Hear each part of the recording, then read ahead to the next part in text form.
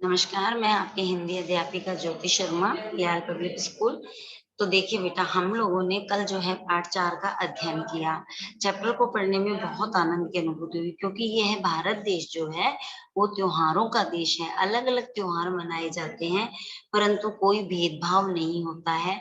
जाति के आधार पर भी सब जो है, अगर ईद है तो हिंदू मुस्लिम सब साथ में मिल कर के मनाते हैं। क्रिसमस है तो भी 15 अगस्त, 26 जनवरी, रक्षाबंधन, सारे त्योहार, जितने भी त्योहार है वो सब साथ में मनाते हैं। तो यह हमारा जो पाठ 4 था, त्योहारों का देश कविता।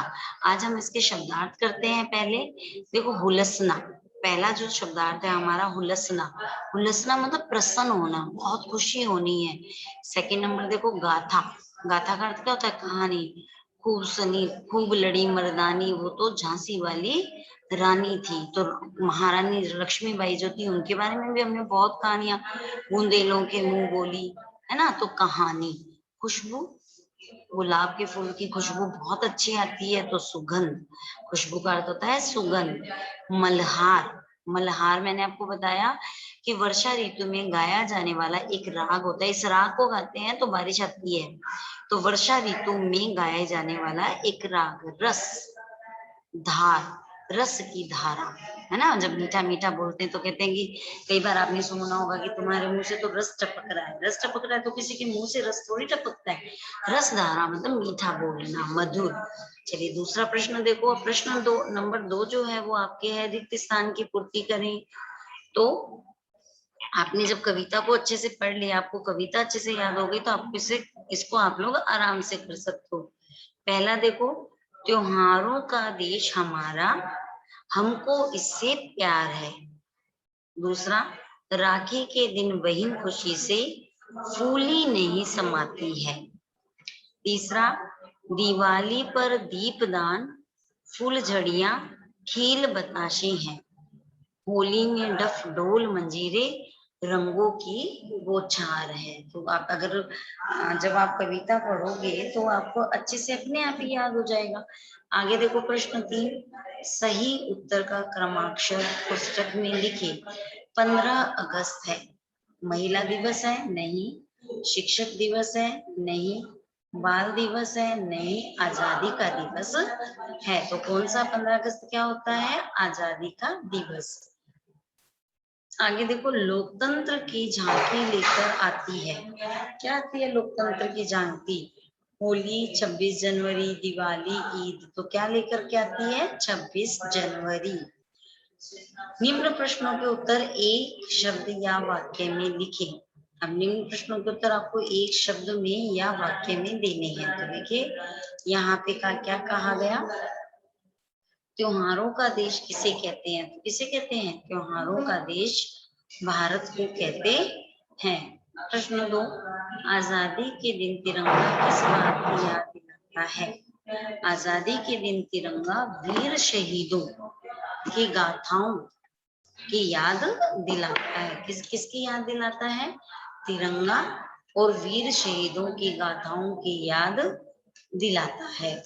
चलिए प्रश्न नंबर 3 देखो, गणतंत्र दिवस कब मनाया जाता है? कब मनाया जाता है? गणतंत्र दिवस प्रतिवर्ष 26 जनवरी को मनाया जाता है। देखो, अब जो ऊपर थे वो प्रश्न तो आपको 1-2 लाइन में देने थे। अब ये जो प्रश्न है वो देखिए कि निम्नलिखित प्रश्नों के उत्तर लिखिए। अब आपको बताना है। पहला प्रश्न है, राखी का त्योहार कैसे मनाया जाता है? तो आपको पता है ना, राखी के दिन, राखी का जब त्योहार होता है तो क्या करती है बहन जो है, वो अपने भाई की कलाई पर राखी बांधती है और भाई अपनी बहन को उपहार देते हैं। इस प्रकार राखी का त्योहार मनाया जाता है। समझ में आया कि राखी का त्योहार कैसे मनाया जाता है? राखी के दिन बहन जो है वो अपने भाई की कलाई पर राखी बांधती है और भाई जो है वो अपनी बहन को उपहार देते हैं। इस प्रकार राखी का त्योहार मनाया जाता है। चलो अगला प्रश्न देखते हैं।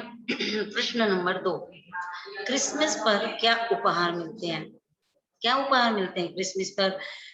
जो है बच्चों को खेल खिलौनों के उपहार मिलते हैं। कहते हैं ना कि सेंटा आएगा और सबको, है ना, जो बच्चे हैं उनको टॉयज देके जाएंगे, चॉकलेट्स देके आएंगे, है ना।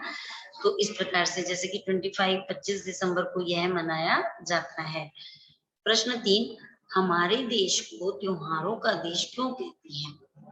क्यों कहते हैं भारत को त्योहारों का देश? क्योंकि भारत में हर माह मतलब हर महीने कोई ना कोई त्योहार मनाया जाता है, इसलिए इसे त्योहारों का देश कहते हैं। ठीक है, हमारे देश में हर माह कोई ना कोई त्योहार जो है वो मनाया जाता है, इसलिए इसे हम लोग क्या कहते हैं? त्योहारों का देश कहते हैं। प्रश्न नंबर 4 देखो, वीर शहीदों की गाथाएं सुनकर मन में क्या भाव उठते हैं? क्या भाव उठते हैं वीर शहीदों की गाथाएं सुनकर? वीर शहीदों की गाथाएं सुनकर मन में देशभक्ति के, साहस, त्याग और बलिदान की भावना के भाव उठते हैं। आपको पता है ना, जब हमें कोई बताता है कि हमारे देश के लिए वह ऐसे वीर हो गया, है ना, तो जब उनकी बातें सुनते हैं, उनकी गाथाएं, उनकी कहानियां सुनते हैं, तो हमारे मन में भी देशभक्ति की, त्याग और बलिदान की भावना के भाव उठते हैं। प्रश्न नंबर 5, भाईचारे का संदेश कौन सा त्योहार देता है? तो ईद का त्योहार जो है वो भाईचारे का संदेश देता है। कैसे देता है? आपने देखा ईद के त्योहार पर हिंदू मुस्लिम सब गले मिलकर के ईद मुबारक हो इस प्रकार से बोलते हैं, जैसे कि अब ईद आने वाली है तो आप लोग देख सकते हैं, है ना, कि किस प्रकार से जो है भाईचारे का संदेश देता है। ठीक है, चलिए अब अपन ग्रामर की बात करते हैं, भाषा की बात। एक शब्द में लिखें, बहनों का त्योहार है। आप खुद बता सकते हैं कि बहनों का त्योहार कौन सा होता है? रक्षाबंधन। लोकतंत्र का दिवस है, लोकतंत्र 26 जनवरी। एक राग जिसे वर्षा ऋतु में गाया जाता है, मल्हार। वह व्यक्ति जो मातृभूमि के लिए बलिदान होता है, कौन होता है मातृभूमि के लिए बलिदान? कौन बताएगा कि मातृभूमि के लिए बलिदान कौन होता है? तो शहीद। मातृभूमि के लिए बलिदान होते हैं शहीद। तो इस प्रकार से हमारा जो पाठ है, पाठ 4 त्योहारों का देश पूर्ण हो चुका है। बहुत सरल सरल इसके प्रश्न उत्तर है। आप लोग इस पाठ को यादगार बनाने के लिए अच्छे से अच्छे प्रश्न उत्तर को याद करने के लिए जो है आप लोग इस कविता को याद करेंगे और अपने स्कूल के अंदर, विद्यालय के अंदर जब भी कोई सांस्कृतिक प्रोग्राम होता है 15 अगस्त 26 जनवरी, तो आप लोग इसको कविता का जो है सहस्वर वाचन जरूर करेंगे। तो सब बच्चों को ये चैप्टर जो है समझ में आ गया होगा और इसकी जो क्वेश्चन आंसर है, प्रश्न उत्तर है, वो आपको पीडीएफ के माध्यम से जो है मिल जाएंगे।